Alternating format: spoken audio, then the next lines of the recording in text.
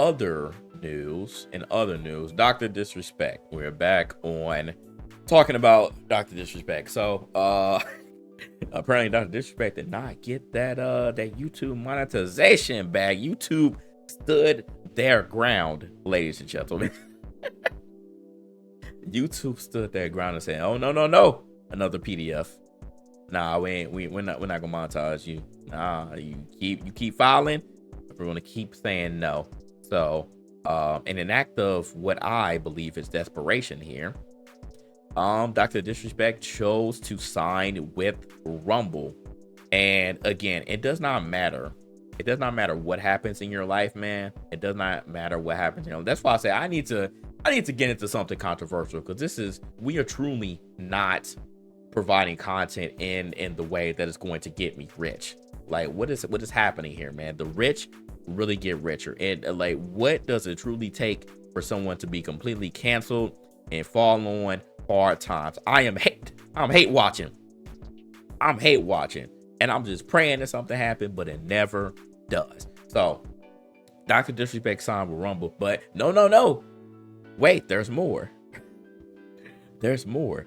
Dr. Disrespect is also getting equity in the platform. What the heck? Hello? That's crazy, bro. So, all right, let's read this article. Dr. Disrespect, one of the most controversial content creators of all time, has revealed a move to Rumble, breaking away from YouTube in a bid to seek better monetization. The disgraced streamer found himself at the center of a dire minor messaging scandal mere months ago, and it cost him his friends, sponsorships, and even income on YouTube. Now, the team at Rumble, a developing streaming platform, has revealed that Dr. Disrespect will be coming on board. However, he is not coming on as a mere streamer. He's going to help run the platform. In a press release, the Rumble team revealed that Dr. Disrespect will broadcast his gameplay on the platform, which I believe he's going to. I don't know if it said it. Yeah, it actually says it here. His first stream is going to be on December 2nd. And provide exclusive content via the Rumble premium ecosystem to his champions club. The 40-year-old streamer, who admitted earlier this year is using Twitch to message the minor, will serve as an advisor and help build the Rumble gaming community. So they are essentially using Dr. Disrespect. I'm assuming he's the biggest gaming creator on the platform now. They're going to use him as an advisor. So I'm sure they're going to ask him, "Hey man, who do you want to try to go after to give a deal?" So similar to what Trainwrecks and Aiden did for Kick. So they're going to go out and, find their buddies or whatever and be like, "Hey, this person I think will be good on the platform." So that's what I see him doing. I don't see him really doing anything else special, but yeah, he's going to serve, more of that Trainwrecks and Aiden role just for Rumble now, for gaming. His new role lands him in the position of head of Rumble Gaming, with the team at the growing platform seeking to lean on Dr. Disrespect's veteran status in the industry to appeal more to gamers. Historically, work with Sledgehammer Game, blah, blah, blah. It was confirmed that Dr. Disrespect's first stream of Rumble will be on December 2nd, and the platform has gone so far as to provide a special promotion that users can lean on to secure discounted subscriptions during his first appearance on the site. So literally, I believe this was the same thing that Mixer did with Ninja and Shroud. I remember when they moved over to the platform, I believe it was like, you get a discount like half off or something if you subscribe. So they're going to boost up those numbers. They're definitely going to boost up those numbers, and instantly Dr. Disrespect gets money again. Yay, he's monetized. Oh boy, it never failed, man. Like my hate watching, bro. What happened to my hate watching? I just want niggas to fail sometimes, man. I just want them to fail. It's like, damn, bro. It's like you had the Kick situation. They said that you're too problematic, which is just crazy. Like, I don't know. Kick, the most problematic streaming platform, said that you're too much, and it's like, damn, man. I have no choice. Who else would offer me a deal? And Rumble said, "Yeah, come on over, bro. And we're going to give you some equity. We're going to give you the special title, and we're going to use you to help bring over more people to the gaming platform." Ain't this a crock of shit, boy? I'll tell you. So, yeah, he still hasn't been stopped. He's just going to move over. I'm sure he's still going to stream on YouTube, but obviously he's not making any money unless for some reason, a year or so down the line, YouTube says, "Hey, you've been on suspension long enough. we'll go ahead and remonetize you, buddy. You know, yeah, yippee! We're gonna remonetize you. I see that happening too. I don't think the YouTube will keep him demonetized forever, but we'll see. It doesn't matter though, because he's going to grow a community on Rumble, and he's going to be back to where he was. So, oh boy. All right, moving on. Ubisoft. Once again, it's just never a good article with Ubisoft. I swear. Every time we talk about them, it's something bad. Ubisoft is now getting sued over the return to office mandate. I keep telling y'all, bro. For any corporation, please stop introducing these return to office mandates. Nobody likes it. Nobody likes it. It will always end up bad for you. People will quit before they return back to office full time. Please do not do this. Whatever metrics you think that you see about productivity, and returning back to the office and culture and all that bull, stop. It's a rumble at the far right. Streaming service, yeah, yes. What up, Tony?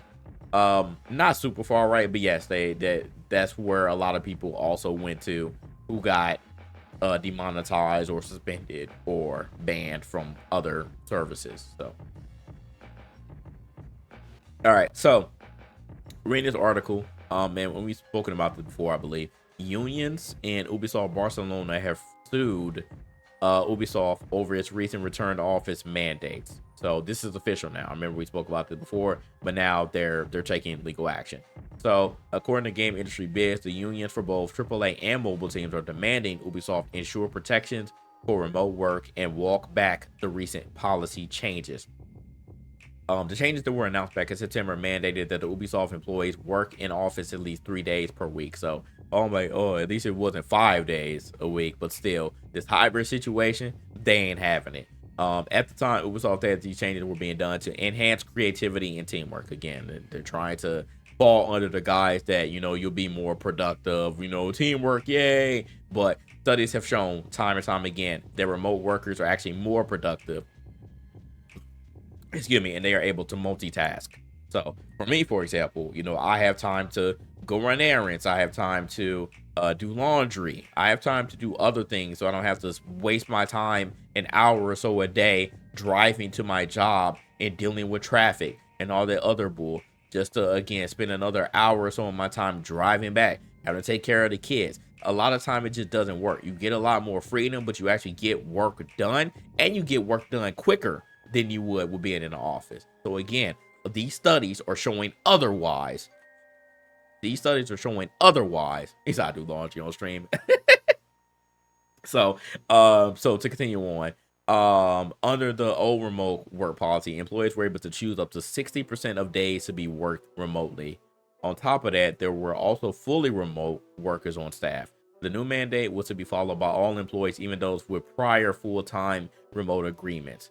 According to the union, the change about Ubisoft was done suddenly and without transparency. Yeah, that'll really get you. If you don't even give people time to try to adjust or think about it, try to get their lives together, then yeah, what else, how else do you expect people to react to that? If you just say, hey, next week, you gotta come back into the office 3 days a week. How do you think that anybody would feel? People wouldn't like that. Even if you gave me a month, I wouldn't like it. It would also create logistical problems as offices aren't prepared to accommodate all remote workers at once. That's another thing. I thought about that with my job. And my job all of a sudden decided that, hey, everybody has to come back to work. I legit do not have, in my department, I don't have enough cubicles for everybody. I legit do not. So that would kill things, because it's like, where do these people go? How do you want people to be productive when they don't even have their own cubicle? They don't even have their own desk. They don't even have their own space. A lot of these offices, a lot of these buildings, they have adjusted for remote workers. So, they have those people in those spaces for those either fully in office or hybrid situation. And they have not prepared or set up for everyone being in the office. You're going to not have parking. You're not going to have no parking. You're going to have people crowding over each other.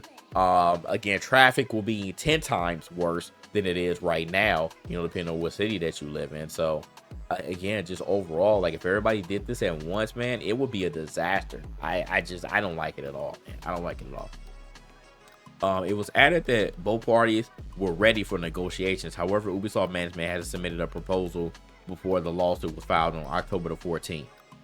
So yeah, Ubisoft, I hope y'all do the right thing, man. Negotiate, because again, anybody has a union, they are exercising their right to sue or hold out.